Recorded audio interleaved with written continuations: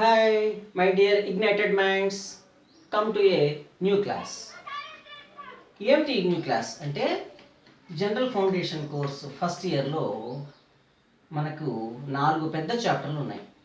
4 చాప్టర్లో మొదటి సాధారణ విద్య అనే చాప్టర్. దాంట్లో 13 టాపిక్స్ ఉన్నాయి. 10 టాపిక్స్ ఆల్రెడీ మనం చెప్పుకున్నాం. 11 టాపిక్ వచ్చాం. ఈ 11 టాపిక్ పేరు లంచగొండితనము.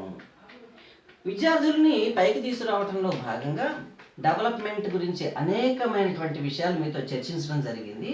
ఈ డెవలప్మెంట్లో ఉండకూడని ఒక విషయమే ఈ లంచగొండితనం. మిగతా చాప్టర్లు అన్నీ కూడా డెవలప్మెంట్ కావాలంటే ఏం చేయాలని చెప్తాయి. ఒక 3-4 టాపిక్సే ఉన్నాయి ఉండకూడనివి చెప్తాయి. ఆ ఉండకూడని చాప్టర్లలో ఇది ఒకటి అనమాట. లంచగొండితనం గురించి మనం డిస్కస్ చేసుకుందాం.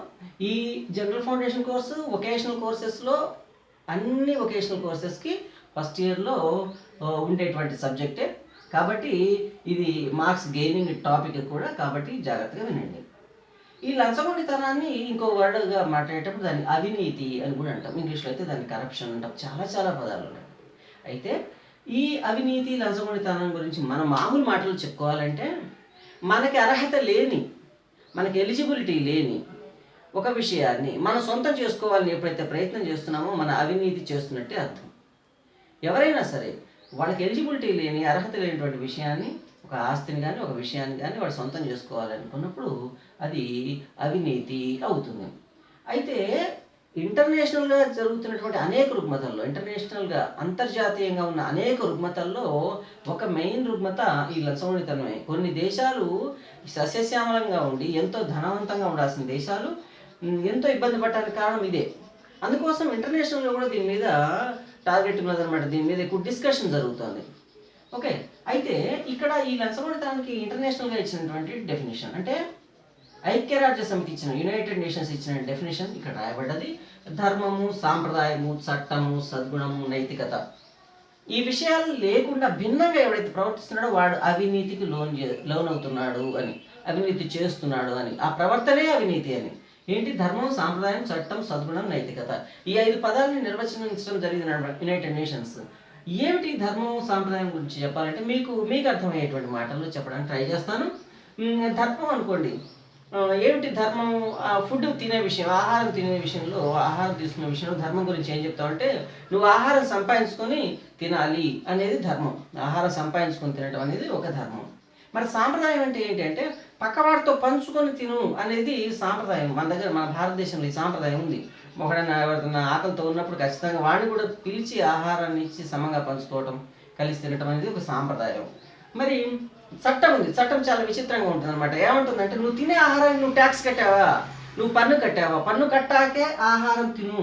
నువ్వు తీసుకొచ్చుకున్నటువంటి ఆహారానికి గవర్నమెంట్ విధించినటువంటి ఆ పన్ను కట్టడం చట్టం. సద్గుణం అంటే ఏంటంటే మంచి గుణం అనమాట. ఇది సాంప్రదాయం కంటే గొప్పది. ఎట్లాంటిది అంటే పక్కవాడి ఆకలి పూర్తిగా తీరాక నువ్వు తిను అనేది ఈ సద్గుణం. మరి నైతికత అంటే ఏంటంటే అందరికీ ఆహారం ఉండేటట్టుగా నువ్వు ప్రయత్నం చెయ్యి అనేది నైతికత. నైతికత అనే చోట జనరల్ బాధ్యత అనేది కూడా వస్తుంది అనమాట. అందరికీ ఆహారం అనేటట్టుగా చూడు అనేది నైతికత అనమాట. అంటే అబవ్ ఆల్ అన్ని విషయాల్లో కూడా నువ్వు న్యాయంగా ఉండవు అని చెప్పటానికే ఈ నైతికత అనే పదం వాడతాం. ఇట్లాంటి విషయాలన్నింటినీ కలిపి వీటికి భిన్నంగా ఏదైనా ప్రవర్తిస్తామో అదే అవినీతి అని చెప్తుంది. అందుకోసం చెప్తున్నాం, ఈ పదాలన్నీ మనం ఎగ్జామ్ పాయింట్ ఆఫ్ వ్యూలో రాస్తాం. కానీ మీకు అర్థం కావాల్సింది ఏంటంటే అవినీతి అంటే మనకి ఎలిజిబిలిటీ లేని, మనకి అర్హత లేనటువంటి ఒక విషయాన్ని తీసుకోవటమే అవినీతి. అయితే ఎందుకు ఈ అవినీతి వస్తుంది? అంతా హ్యూమన్ బీయింగ్స్ కదా. హ్యూమన్ బీయింగ్స్ కాబట్టి హ్యూమన్ బీయింగ్ ఉండేటువంటి ఒక చెడు గుణాల్లో మొదటగా వచ్చేది ఏంటంటే ఆశ, అత్యాశ అంటాం. అత్యాశ ఏమవుతుంది అంటే అక్కడ ఉన్నటువంటి రిసోర్సెస్ తక్కువ, వనరులు తక్కువగా ఉన్న సమయంలో ఈ తక్కువ వనరుల్ని అందరం పంచుకుందామనేటువంటి భావన ఎప్పుడైతే పోతుందో అప్పుడే అవినీతి దగ్గరికి వస్తుంది. అప్పుడే అవినీతి అనేది మొదలవుతుంది అనమాట. ఫర్ ఎగ్జాంపుల్ మనం చెప్పుకోవాలి అంటే మన భారతదేశంలో ఆహారం తక్కువ ఉన్నదని అనుకుందాం. కొన్ని సందర్భాలు అట్లా తక్కువగా ఉండడం జరిగింది. అట్లాంటప్పుడు రేషన్ అనేది ఒకటి ముందుకు లైన్లోకి వచ్చింది. మీ తల్లిదండ్రులకు తెలుసు, చౌకధరల దుకాణాలలో రేషన్ బియ్యం అని ఇచ్చేవాళ్ళు. ఇప్పుడు కూడా ఇస్తున్నారు ఆ రేషన్. అంటే అప్పట్లో ఏమిటంటే ఎప్పుడైతే కరువు కాటకాలు వచ్చినప్పుడు రేషన్ని అంటే అన్ని ఆహార ధాన్యాలని సమానంగా పంచాలి అనేది ఒక కాన్సెప్ట్ అనమాట గవర్నమెంట్ది. ఎప్పుడైతే ఆహార ధాన్యాలు తక్కువ వచ్చినాయో కొంతమంది ఎక్కువగా తీసుకునేవాళ్ళు. అంటే అవినీతి అనొచ్చు ఒక రకంగా చెప్పాలంటే. అయితే దీనికి ఇట్లాంటి వాటి గురించి మీరు చాలా సొంతంగా కూడా రాయొచ్చు. అవినీతి అంటే ఏంటో మీకు నిర్వచనం ఇవ్వటం అయింది. ఇక కారణాల్లోకి వెళ్దాం. అవినీతికి కారణాలు మన definition examination point of view కొంత నేర్చుకున్నాం. ఏమిటి అవినీతి కారణాలు అంటే మనకి 5 కారణాలు వచ్చినాయి. ఏంటి ఒక వరుస ప్రకారం రాయాలి. 1 ఆర్థిక కారణం, 2 సామాజిక కారణాలు, 3 రాజకీయ కారణాలు, 4 సరైన చట్టాలు లేకపోవడం, న్యాయవ్యవస్థపరమైన కారణాలు కొన్ని ఉన్నాయి. ఈ ఆర్థిక కారణాలు ఏమిటి అంటే డబ్బు లేకపోవడం ఇందాక చెప్పుకున్నట్టు ఎప్పుడైతే తక్కువగా వచ్చిందో తక్కువగా ఉన్నదో వనరు అనొచ్చు, దాన్ని ఆర్థికము అంటానే వనరు అనొచ్చు. అంటే అది ఫుడ్ కావచ్చు, డబ్బు కావచ్చు, లేకపోతే జనాలు ఉండాల్సిన స్థలం కావచ్చు. ఇవి సరిగ్గా లేనప్పుడు ఎవరికి వాళ్ళు ముందుకు వస్తారు, నాకు కావాలంటే నాకు కావాలి అని. అట్లాంటి సందర్భంలో అవినీతి అనేది లైన్లోకి వస్తుంది. మనం కొన్ని కొన్ని దేశాల యొక్క హిస్టరీలు తీసుకుంటే వాళ్ళ సాంప్రదాయంలోనే ఒక నీతి అనేది ఉంటుంది. కొన్ని అట్లా చెప్పుకునేటప్పుడు జపాన్ గురించి చెప్పుకుంటారు. కారణం ఏంటి అంటే వాళ్ళు ఏ వస్తువునైనా సరే సమానంగా ఉన్నదా లేదా అని చూసి తీసుకుంటారు. ఉదాహరణకు అప్పుడు సునామీ లాంటి ఉపద్రవాలు వచ్చినప్పుడు ప్రభుత్వం వాళ్ళందరికీ ఆహారము మరి నీరు ఇచ్చిన సందర్భాల్లో వాళ్ళకి కావాల్సినంత ఆహారమే తీసుకుని వెళ్ళారని ఇంటర్నేషనల్గా కూడా చెప్పుకోవడం జరిగిందనమాట. అంటే మనకు రేపు ఆహారం ఉంటుందో లేదో, రేపు నీళ్లు ఉంటాయో లేదో అనుకొని ఒకేసారి ఎక్కువ తీసుకొని పోలే. ఉంటే అందరం ఆకలితో ఉందాము అనే ఉద్దేశంతో కావాల్సినంత వరకు ఆ రోజు వరకే తీసుకున్నారు. మళ్ళీ వేరే. అయితే మన దగ్గర అది లోపిస్తుంది. ఎందుకు అంటే ఇక్కడ ఆశే మెయిన్గా.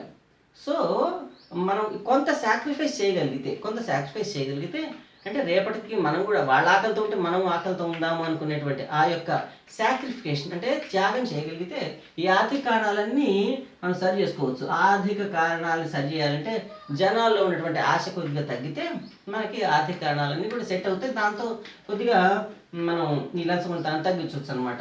తర్వాత సామాజిక కారణాలు అంటే ఏంటంటే ఒకే రకమైన మనుషులు లేకపోవడం. అంటే ఎవరి సాంప్రదాయాలు వాళ్ళే అయినప్పుడు మా సాంప్రదాయమే గొప్పదే అని అనుకున్నప్పుడు దాన్ని నిరూపించుకోవడం కోసం కొంత మొండిగా వ్యవహరించేటప్పుడు ఈ సామాజిక కారణాలతో కొంత అవినీతి జరుగుతుంది. తర్వాత రాజకీయ కారణాల గురించి చెప్పుకోవాలి అంటే ఏ పార్టీకి ఆ పార్టీ నాది నెంబర్ 1 అని చెప్పుకునే సందర్భంలో వాళ్ళకి తగినట్లుగా విషయాన్ని మలుచుకునేటప్పుడు కొన్నిసార్లు ఈ అవినీతి జరుగుతుంది. మరి సరైన చట్టాలు లేకపోవడం ఇది చాలా ముఖ్యం. చాలా దేశాల్లో ఉన్నటువంటి చట్టాలకి మన దేశంలో ఉన్న చట్టాలకి తేడా ఉంది. ఏమిటంటే చట్టం అనేది అందరికీ సమానం అనే స్థితి వచ్చినప్పుడు చట్టాన్ని అమలు చేయడం కష్టమవుతుంది. నిజానికి సరైన చట్టాలు లేకపోవడమే కాకుండా అమలు చేయకపోవడం. ఇక్కడ రాసుకుందాం, సరిగ్గా అమలు చేయకపోవటం. సరైన చట్టాలను అమలు లేకపోవడం కొంత అయితే ఉన్న చట్టాలు అమలు చేయలేకపోవడం వల్ల కూడా కారణం అనమాట. అవినీతికి అదొక కారణం.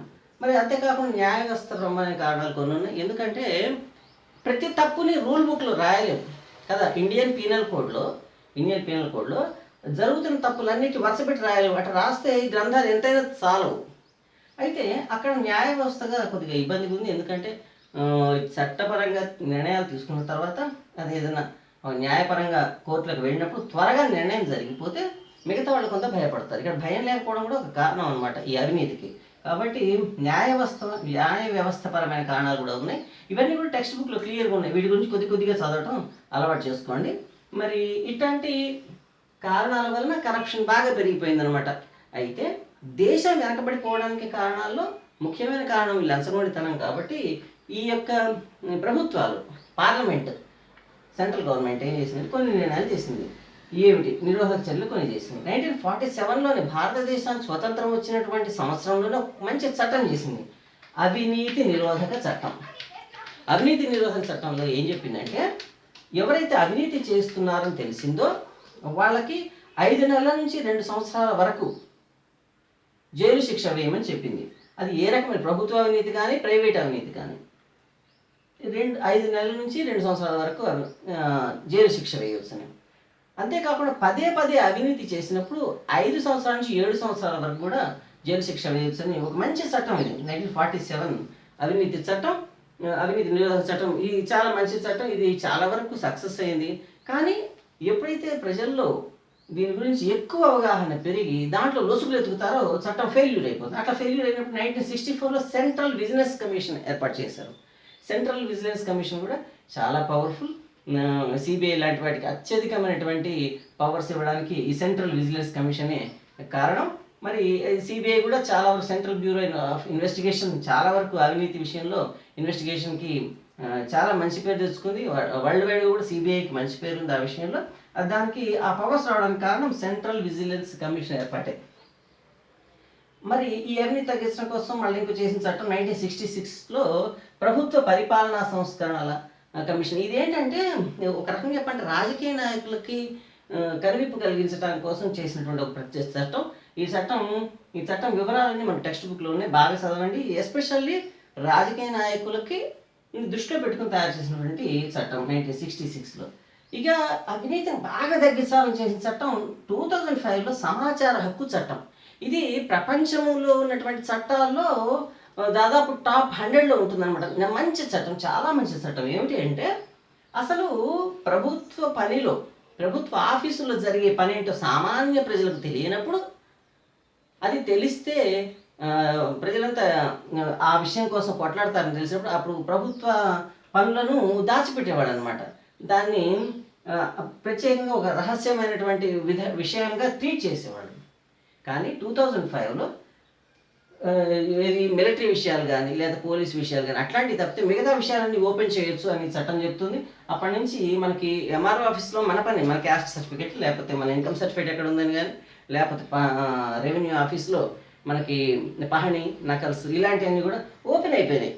మన హక్కు, మన చట్టం లేకపోతే మన ఆస్తి పరిస్థితి ఏంటి అనేది ఈ యొక్క సమాచార హక్కు చట్టం ద్వారా చాలా ఈజీగా తెలుస్తుంది. మనకే కాదు, పక్కవాడి దగ్గర ఏం జరిగింది, మన పక్కవాడి దగ్గర ఏం జరిగిందని తెలుసుకోవడానికి కూడా చాలా విషయాలకు అవకాశం ఇచ్చింది అనమాట. ఇది చాలా ఓపెన్, ఇది క్రిస్టల్ క్లియర్ చట్టం అని కూడా అంటారు.